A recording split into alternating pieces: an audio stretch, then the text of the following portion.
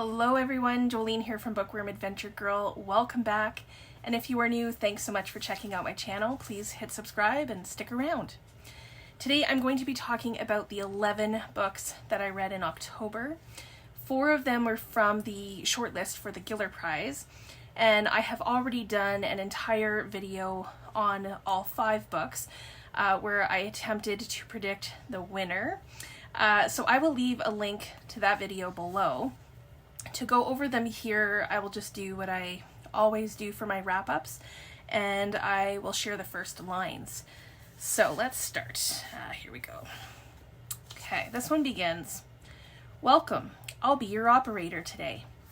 And this is from the short story collection Lesser Known Monsters of the 21st Century by Kim Fu.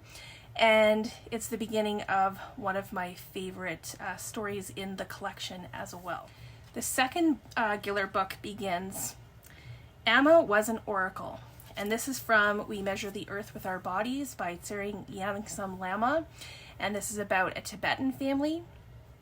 The third one begins, 9:45 p.m. Standing next to his step box, Baxter hovers, immobile and elastic, ready to spring forward to lift a suitcase, dissect a timetable, point to the conductor, nod, lift more suitcases, now hat boxes, answer more questions, and nod, nod, nod. And that is from The Sleeping Car Porter by Suzette Mayr, whose main character, Baxter, is a gay black man working on a train going across Canada as a sleeping car porter. And the final Giller shortlisted book begins like this. Question: if you don't have anything nice to say, should your mother be punished? And this is from If an Egyptian Cannot Speak English by Noor Naga. And this is about a woman who goes to Egypt to connect with her roots. So I enjoyed all of these, some of them a little bit more than others, and all for different reasons. And then, of course, there's the 5th book as well, Stray Dogs by Rawi Hage, that I read in September. So be sure to check out my prediction video where I rate the books from least favorite to most favorite. I was also part of the Shadow Giller, along with Lindy from Magpie Reads and Penny from Literary Hoarders. I will link both of them below.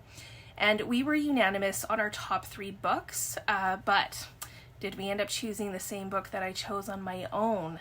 So I will leave a link to the Shadow Giller website so you can go and check that out and find out. Okay, so that leaves me with 7 more books to still talk about. And I think I'm going to continue with another Canadian author and another Giller Prize winner, former Giller Prize winner.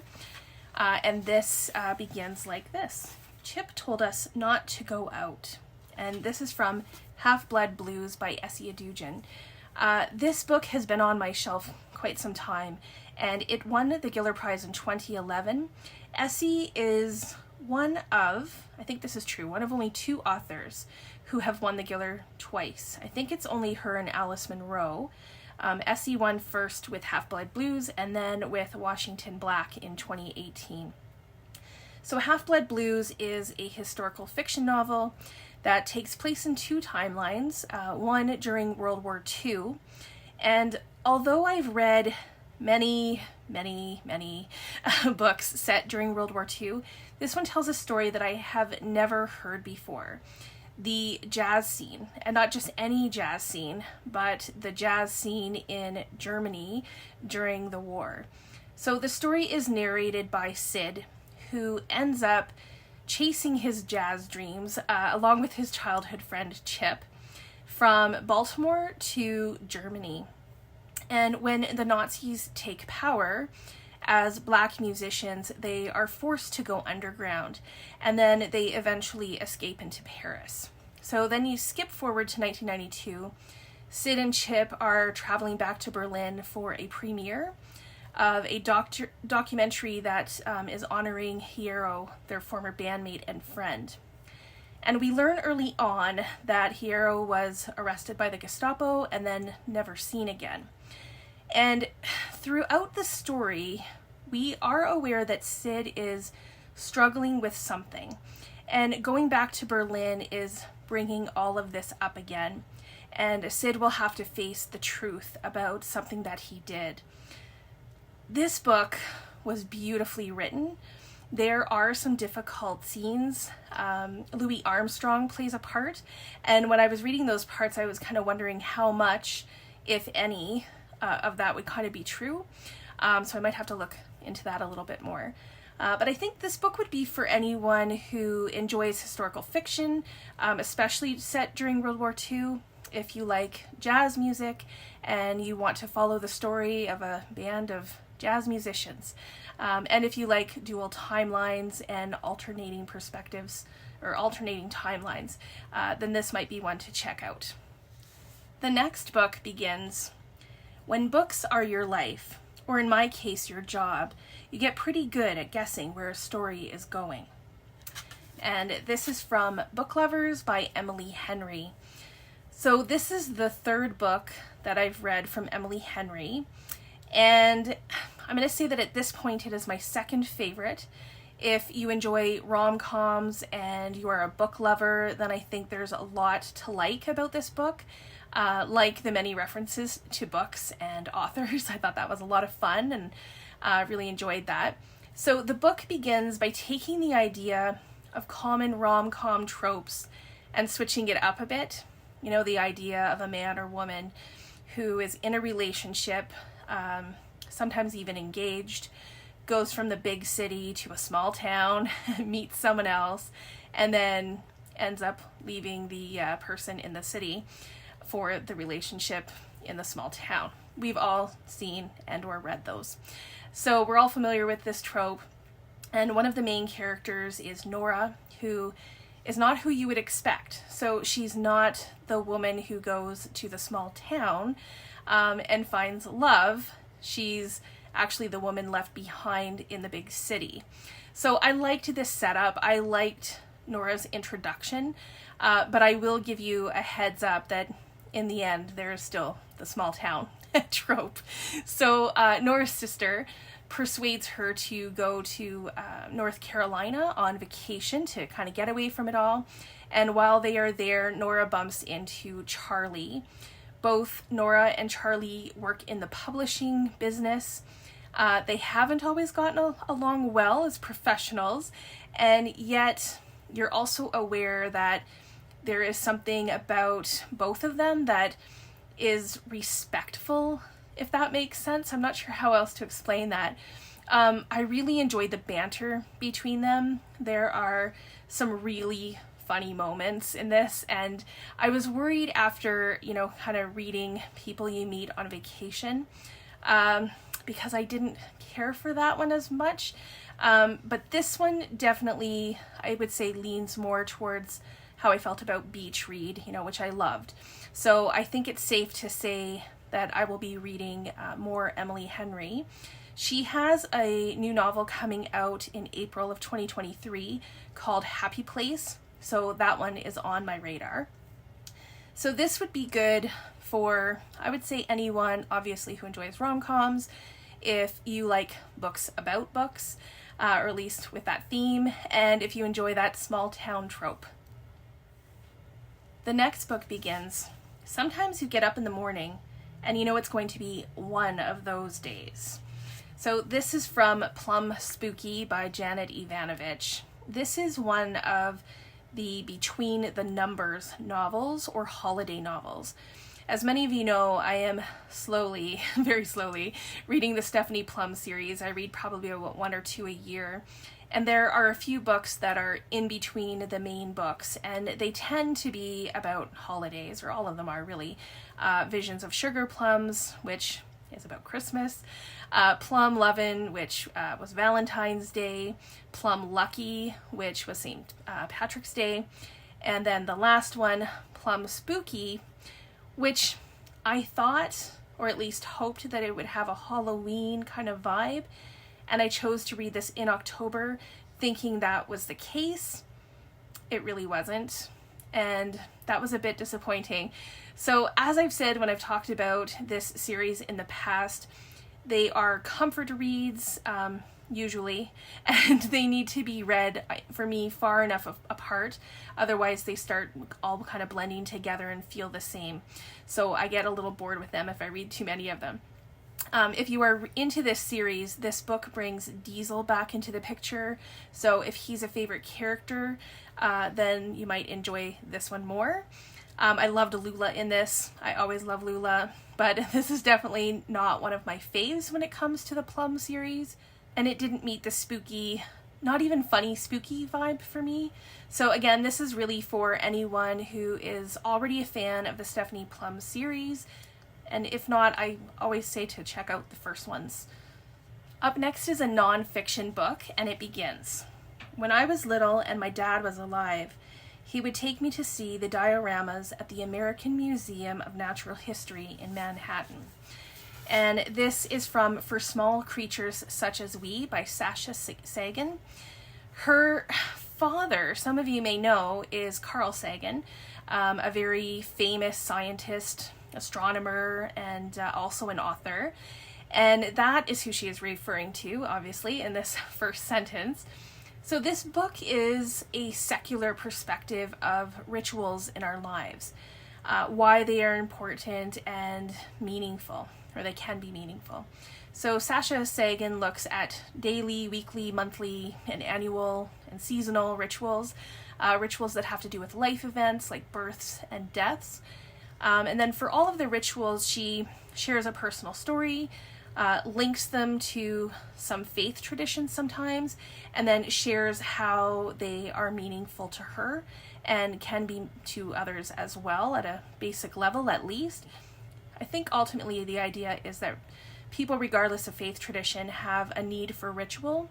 So this is a good book regardless of your own faith background, as I think that it's something that we can all connect with at some level. If you are looking to make rituals a part of your life, or if you are curious to see Sasha's approach, then this would be worth picking up. The next two books are picture books, and the first begins. It feels like my brother and I have always known how to sing the songs and dance the dances of our Haida ancestors. And this is from Dancing with Our Ancestors by Florence Davidson. It is about Haida culture and community, and it shares a story of preparing and attending a Haida potlatch. One of my favorite things about this book are the illustrations, which are by Janine Gibbons. So I will show you some of the illustrations while I'm talking about the book. This is based on a real experience that the author had, and she shares the last time she danced with her brother, which was at a potlatch. And the significance of this potlatch is that it was banned at one time. The ceremony was banned.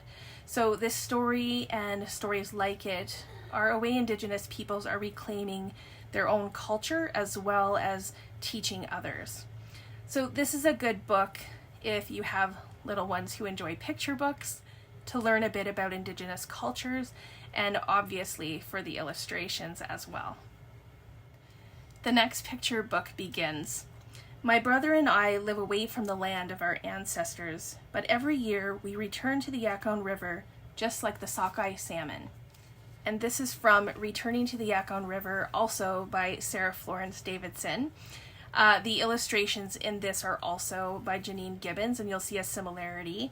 So I will show you some of these again while I talk about the book. Like the previous book, this is based on the author's childhood memories, and this is about a summer fishing trip that a young girl takes with her family. They learn from the land and from their elders, and like the previous book, this is good for anyone with young children who enjoy picture books. It's a way of learning about Indigenous cultures and traditions and sharing that knowledge with others. Last but not least, I have a classic that was published in 1959, and it was my favorite read of the month, and it begins. Dr. Strauss says I should write down what I think and remember, and everything that happens to me from now on. This is from Flowers for Algernon by Daniel Keyes. This book has been on my shelf for decades, and I remember seeing the movie when I was probably about 7, 8, 9 years old, and I watched it again after reading the novel. This is definitely one of those cases where the book is way better than the movie. This story is narrated by Charlie Gordon, a man who's in his 30s who has mental disabilities. The book is definitely of its time in the way that it describes Charlie and people with developmental challenges. So Charlie works in a bakery. He thinks the guys there are his friends, when really they are laughing at him and making fun of him. But Charlie doesn't have really the capacity to realize that. And scientists are working with Charlie and want to do an experiment with him. So far, they've had some success with mice, and they hope to have similar success with Charlie. Charlie wants nothing more than to be smart, and this begins the Gordon Algernon project. Algernon is the mouse, and after Charlie has an operation, he basically becomes a genius. And one of the things that the book does so much better than the movie is it gives more background information about Charlie's upbringing and his family. And since it is written in like diary entries or really progress reports that Charlie is writing, it is written like Charlie would write.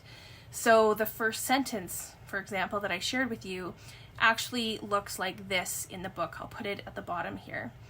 So this changes as Charlie's intelligence changes. This book, it brings up so many important questions about human integrity, human intelligence, the importance we put on certain aspects of the human person, the values that we put on people. And I thought that one of the things that was so well done was showing the difference between Charlie's mental capabilities and what that meant as he got more intelligent, what that meant for his emotional intelligence. So there is a tension between his mental disabilities and then his social disabilities. I think there are so many layers to this book that it really could be analyzed in many different ways. It's really a heartbreaking read. You can't help but love Charlie, and I feel like I felt all of Charlie's emotions along with him, especially as he started understanding the world and realizing that people aren't as good as he originally thought they were. And when Algernon, the mouse, begins to decline, you can't help but agonize with Charlie. So this is really a beautiful book and my only 5-star read of the month. Those are all of the books that I read in October. A fairly good reading month for me. What about you? Have you read any of these books? Are you interested in any of these books?